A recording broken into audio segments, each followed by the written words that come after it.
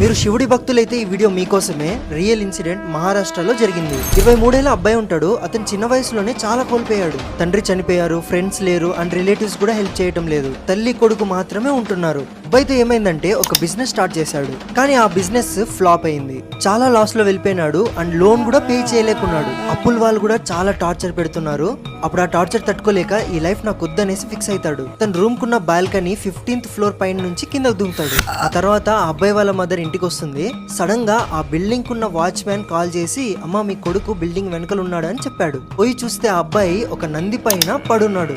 అబ్బాయిని నీళ్ళు కొట్టి లేపుతారు. ఏమైందని అడిగితే, అమ్మా నేను నా ఫ్లోర్ నుంచి దూకానని చెప్పాడు. కానీ అక్కడ ఉన్న వాళ్ళు ఎవ్వరు నమ్మరు. సరే అనేసి వాళ్ళు సీసీటీవీ కెమెరా చూస్తారు. చూస్తే అబ్బాయి ఏ నంది మీద అయితే పడినాడో ఆ నంది ఆ బిల్డింగ్ లోపల వస్తున్నట్టు గానీ వెళ్తున్నట్టు గానీ సీసీటీవీ కెమెరాలో రికార్డ్ అవ్వలేదంట.